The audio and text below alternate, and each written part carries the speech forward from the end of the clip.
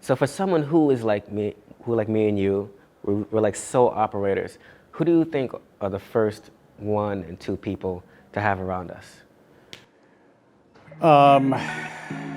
Well, it really depends on what you're doing.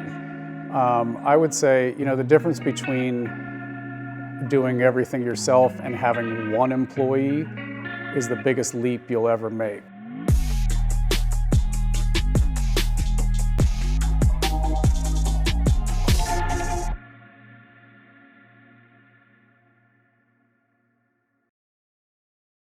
Hey guys, thank you for clicking that link and watching the video. I truly appreciate it.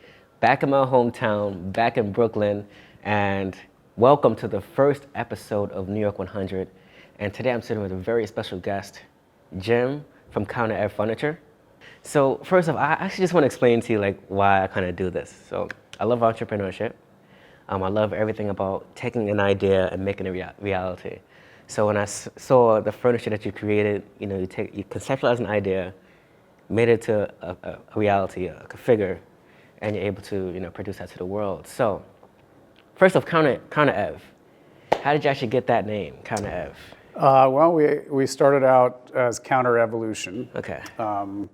And I initially thought I would be making a lot of counters just because the wood that I was using, the reclaimed bowling lane wood, was it just made great counters, and that was my first experience with it. And I just came up with that play on words. So let's talk about, they said use bowling wood? Yeah, we CounterEv Furniture primarily uses wood reclaimed from old bowling lanes. Okay, so what is that process like to actually reclaim the wood from the bowling lanes? You just ask them, hey, can we use your wood, or?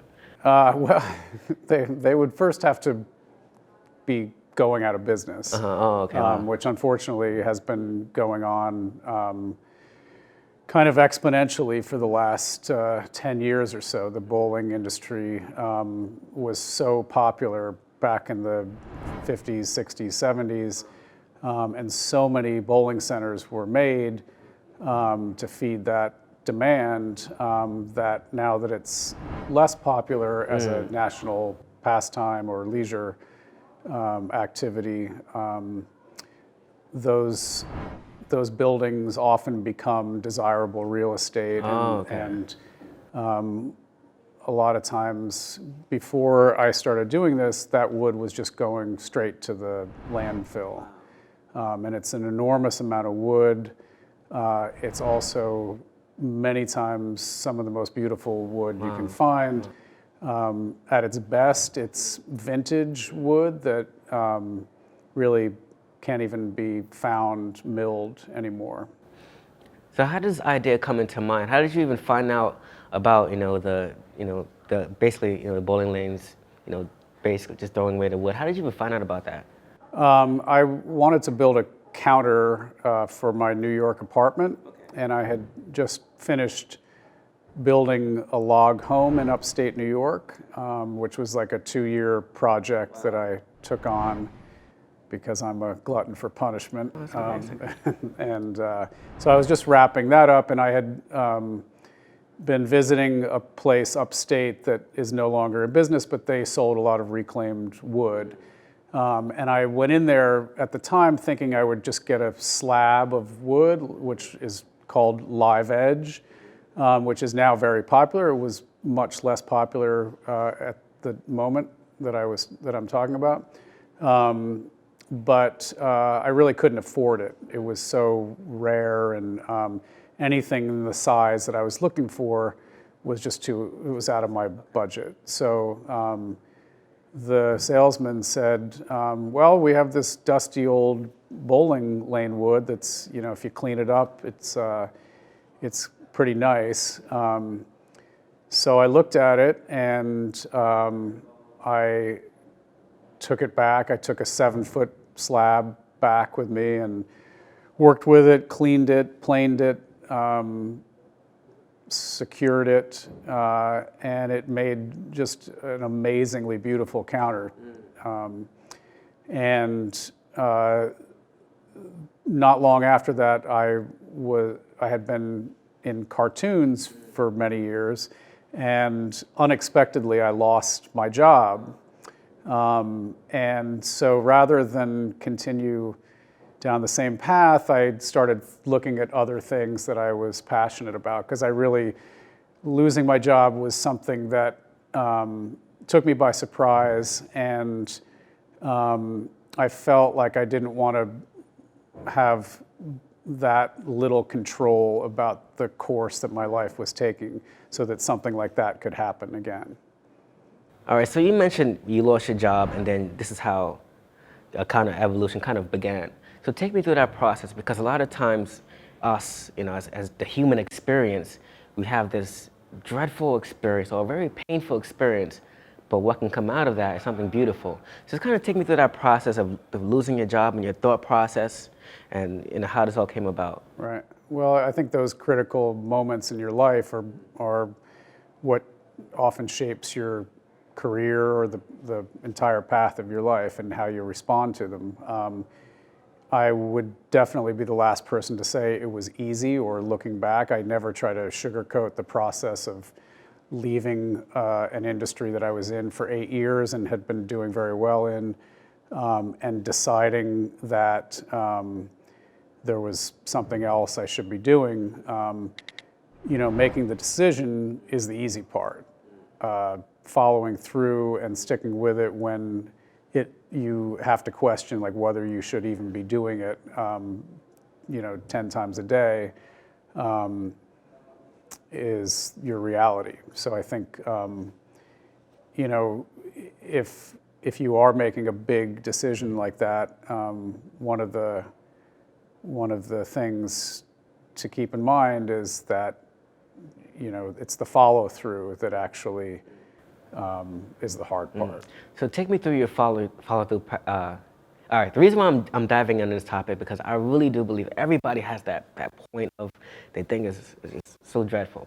But take me through your process. So you said the follow through, tangible things that you've done, maybe some mental things, tangible things, but what are some of the things that you actually done that kind of made you follow through?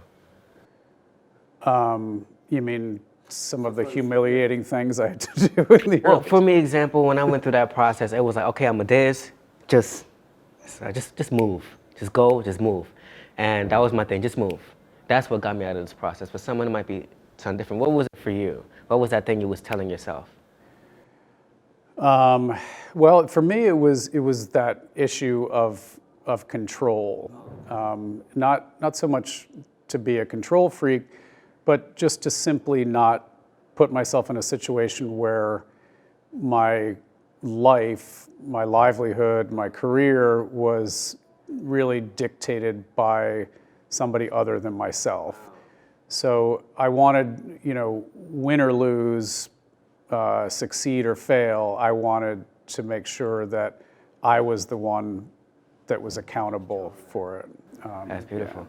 That's beautiful. And so once you came across that mindset, so then tell me about how you actually came into counter-evolution. So you were building a cabin house for your house in New York. You found out there that the wood that you wanted, the pristine wood that you wanted, was expensive. They told you about this bowling lane. So how did that dare transform into what we have today?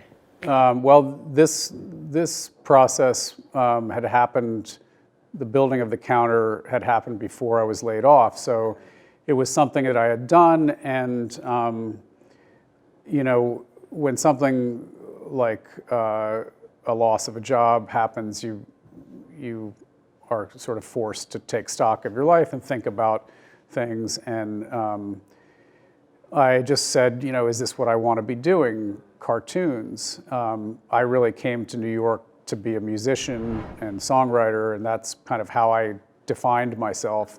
So my career was not really my career because I was passionate about it. It was really a job that I got to do, which was a lot of fun and well-paying, but it wasn't how I defined myself or saw myself.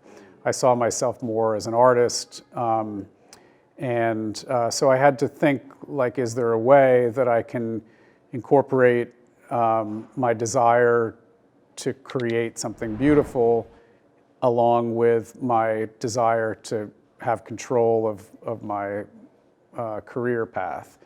And that's kind of how I started thinking about things. And a couple of people had been suggesting, well, why don't you sell those counters since it was so nice? And then I started to do that a little bit, and that's when I came up with the name. I put a post on Craigslist, and I realized that making counters is not really something that fulfilled the artistic part of the equation.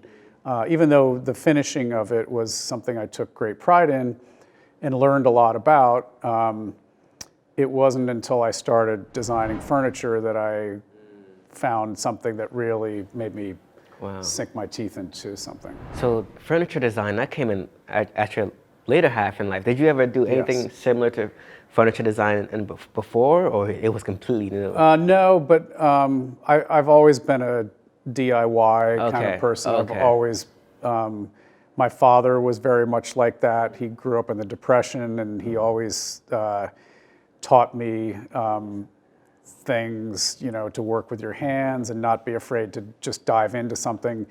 And he was not the kind of guy to pick up the phone and call somebody to fix something if he thought he could do it himself.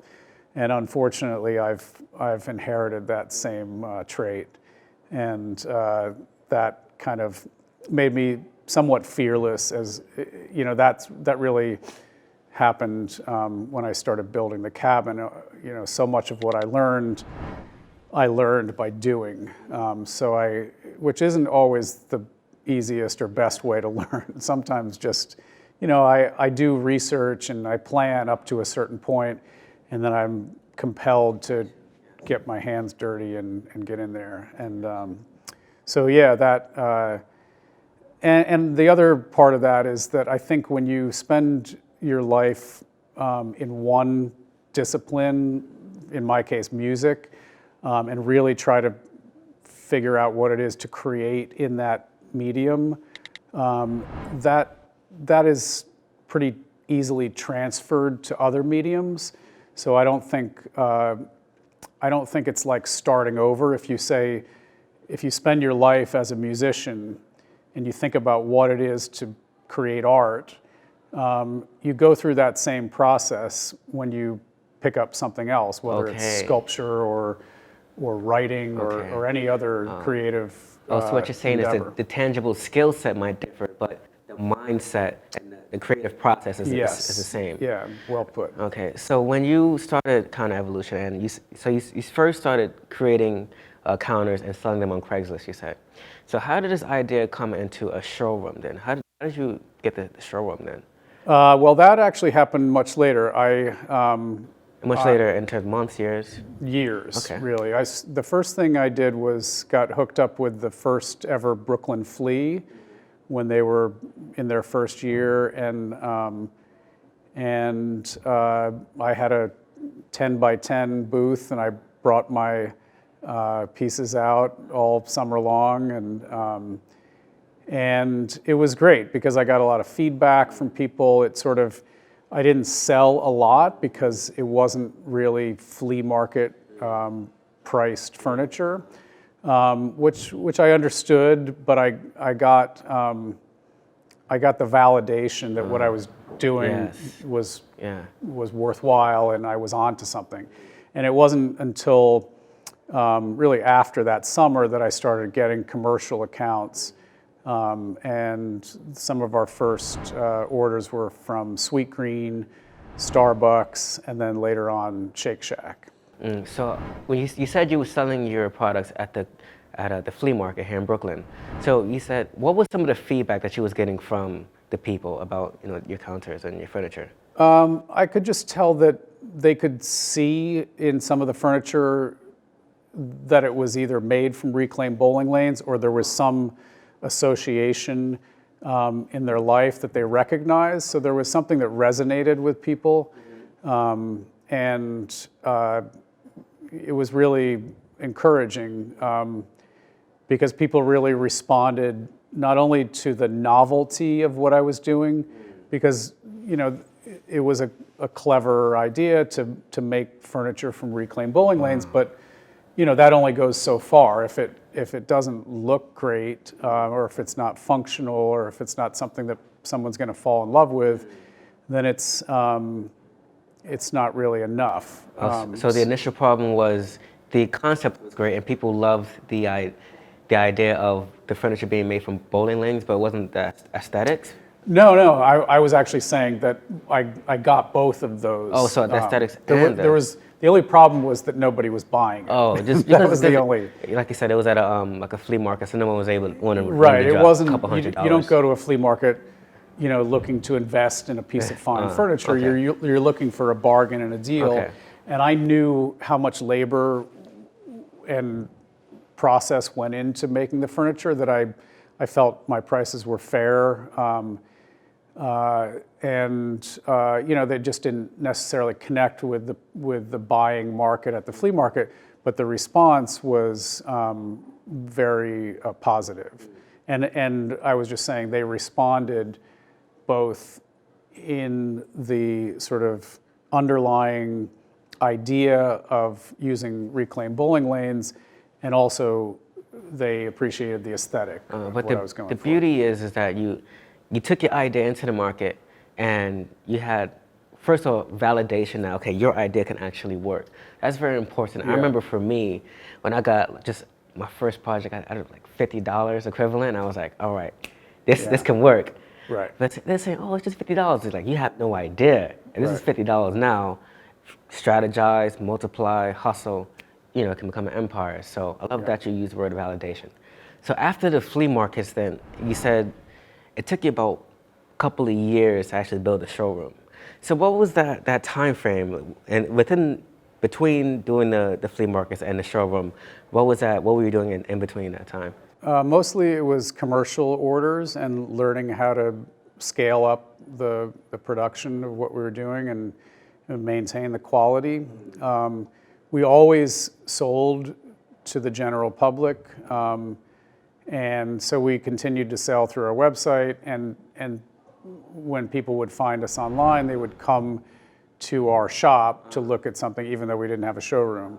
But then in 2014, I decided to open a showroom in Manhattan, and it was a second floor showroom, so it was a bit challenging to get to be sort of open to the general public. Yeah, but we had a great, beautiful space.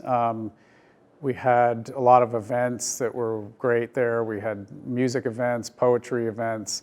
It was really a nice space, but it ultimately didn't justify the cost for a second floor showroom. And where was this location? This was in like the Flatiron district. Okay. On 17th Street. Okay. And we just left there this summer and moved back to Brooklyn. Wow. So we're very excited to be at City Point Center. It's a great location, yeah. I mean, in terms of getting here, it's very easy to get here, and you're already in the shopping mall as well. Yeah. But I do want to touch on, you said when you started scaling production, another thing was quality. So how did you ensure that quality was being sustained as you scaled? Well, I'm not sure there's any other way than to just sort of keep your eyes on it. I mean, I had to be very much involved in the day-to-day production in the shop, whether it was actually doing work myself or just checking work that my employees were doing. But yeah, there's really no other way in terms of manufacturing other than to just kind of be there and make sure that as you're trying to produce, to go from producing 1 a day to 10 a day, wow, yes. That you're not cutting any corners or not losing the quality. And even if you don't intentionally cut corners, sometimes the need to produce more and grow and scale up can be challenging just from the unexpected things. So what did you find was the best solution in order to maintain quality and produce at high quantity? Well, just being there, honestly. I mean, I also have some great employees that have been with me for years, who now keep an eye on the quality. So, to find people that can work with you that you trust is really, really important. So I do have a very selfish question. So, right, this is a 2-camera setup, 2 mic, 1 person, right? Right. And now I'm kind of a do-it-yourself person. I have this thing. If you really want something done, just do it yourself. Do it yourself, right? But obviously, as a business owner, you do have to rely on other people, like you said, trust. So for someone who is like me, and you, we're like sole operators. Who do you think are the first 1 and 2 people to have around us? Well, it really depends on what you're doing. I would say, the difference between doing everything yourself and having 1 employee is the biggest leap you'll ever make. Really? Wow. It's not when you go from 1 employee to 10 employees. It's when you open up to another person and start saying that I have to trust this person, I have to teach this person, or if they already know, I have to rely on their abilities that I'm paying them for. I don't think there's any one way of doing it. I think it's just a matter of like, are you ready to relinquish some amount of control? And I can tell you that, I wasn't for several years, and Will, who is one of the guys who's been with me for almost 10 years, certainly knows that I didn't just sit back and let him do whatever he wanted. Wow, yes. We work together, we work through things, we fix things, we solve problems. The fact that he's still with CounterEv is a testament to his character and his desire to do what he's doing. He fell in love with the work. A lot of people that I hired came and went and were really there just to pick up a paycheck, which is fine, but those tend to be the people that don't stick around for very long. So what would you suggest? Is there, now this is me asking you, it's personal, right? So like, is there a personality type or trait, like a soft skill set that you're looking for if you want someone to be long-term? If you're looking for a long-term employee, a trustworthy employee, is there a soft skill set, something that you're really looking for in their personality? I don't think so. I don't think I could say that because if you're defining a personality before you hire them, you're limiting yourself pretty extensively. Okay. I mean, if I had to answer that question, Okay. I enjoy people who have a good sense of humor. Okay. For me, good. but I feel the same way about any interpersonal relationship. But I don't think there's one skill set or personality trait that works for everybody. It's sort of, you won't know probably until you start working with that person that you bring on, whether or not they have the ability to enhance what you're doing and grow, because that's really what you're looking for when you open it up to somebody else. So you pretty much do have to have that, I guess, trial and error experience. You do have to, trust someone, hire them, and see how they actually perform. As far as I'm concerned, I mean, you can do all the interviews you can be in the a world. great interviewer and find out a lot of things. You can check references, but I find that until you've actually worked with the person, you don't really necessarily know. And I could have stayed doing just furniture by myself, doing 1 or 2 pieces a week or a month or whatever, and I chose the road to scaling up. Because that's what I like, the idea of making a product that could be in homes across the country. That's what's exciting to me. Now, I do want to talk about one more topic before we get out. I know the doors are open now. We're getting ready to open. Just one more question now. So how did that actual first corporate client come to you? Did you reach out or did they reach out to you? The first client that actually gave us an order was Nick Jamay from SweetGreen. He was one of the 3 co-founders.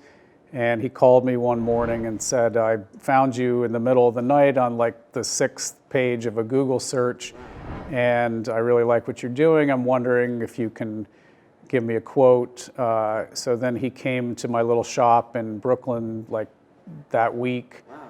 And before the week was out, he placed an order for like, I don't know, like 10 tables and benches and stools. So you were a happy man. It was great. It was actually, what really, at that point I was kind of considering like whether this was really a viable path or not. And so that got me, and that actually forced me to hire. To grow and scale. Yeah. So other people would consider that lucky, or you got lucky that he reached out to you. What do you think that was?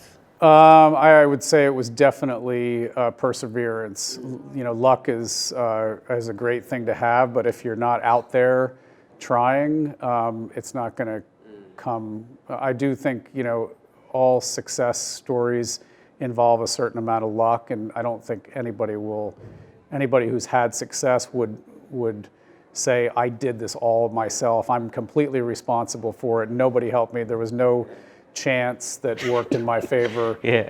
I think there's always a little bit of luck in anything that's successful. Yeah, but I know. But you got to be out there. And Oprah said this. I'm not trying to quote Oprah, but it really does make sense. It's like when preparation meets opportunity. So like, you were being at it for a long time. Yeah. Someone just happened to spot you, but when they saw you, and they saw the body of work as well. That's a good point. And because if he had contacted me 6 months prior to that, I might not have been ready, and it might not have happened. So thank you so much, Jim. I know we're about to open, but a few quick, rapid questions I want to ask you. Okay, try. Urgency or patience? Oh, that's a tough one. If you had to choose just one or the it would have to be patience. But I'm only coming around to that concept. It's been mostly urgency for the last several years. I'm very urgent. That's the only one I can remember off the head. No, that's not good. Oh, this is actually quite of a tricky question. If someone gave you, oh damn, I can't remember anything. I usually write this stuff down, man. Dang. I know you're mad at me. I don't care. Oh, Take man. your time. There's no pressure from me, man. No, man. Oh, what music did you actually play? What instrument did you play, actually? I started out playing piano when I was younger, so then I switched to guitar. So I play, just enough to be dangerous. And I play guitar, piano, harmonica, drums, a little bit. But I'm mostly a songwriter. That's how I kind of define myself. Singer-songwriter. Do you have any songs out there? I do. Okay. I don't promote it or really do anything for it, but my daughters every once in a while are allowed to ask Alexa for something, and about a week ago, out of the blue, they asked Alexa to play Jim Malone, and much to my surprise and to theirs, it started playing 2 of the CDs that I had made in the last wow, really? few years. Link will be in the description below. Well, thank you so much. Oh, one last question. Yep. New York and one word.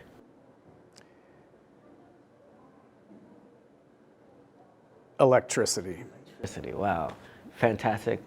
Before we go, I do want to acknowledge you. You are a man that, first off, you're a man of perseverance. To even, create a log house in New York, it just really shows your personality of, once I start a project, I'm going to finish it. Yeah. And I can tell you, probably a bit stubborn, but when you have your way, boom, you're sharp. You want to get to that direction. I don't know. Was I a little bit too quick? I think I was No, stubborn. that sounds, I'm stubborn. sounds about I'm right. stubborn as well. But it's like I think people think stubborn is a bad trait, but I think you have to have a little bit in that, and you gotta have that. This is what I'm going to do, and Yeah. I'm going to do it. You know, I think you have that clear vision and sight, and you see things through. Also, you're a person that loves to evolve. You know, even when through your darkest moments, say you didn't fold or retreat, Yeah. you did a counterattack. See what I did? Yeah, that's good. and you grew Counteroffensive. and you grew through that moment, and you said, no, I want to grow, not just fall back, but grow. And I can constantly see that, even though you've acknowledged that I'm a man that I like to do things on my own, but in order to scale, I need to do something I'm not comfortable with doing.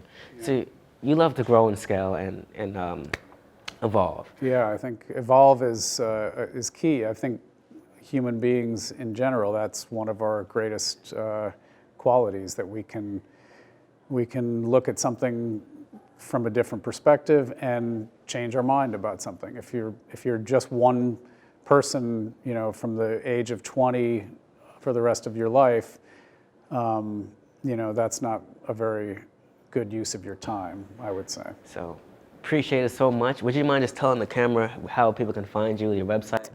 The best way to find CounterEv furniture is go to CounterEv.com. CounterEv.com, and on Instagram as well. That's why I found them. Thanks so much for watching the video. I appreciate it. Leave a subscribe if you haven't already. Remember, guys, be great. That's it. All right. Cheers. Thanks, man. Fantastic. That was really cool. Cool, yeah, man.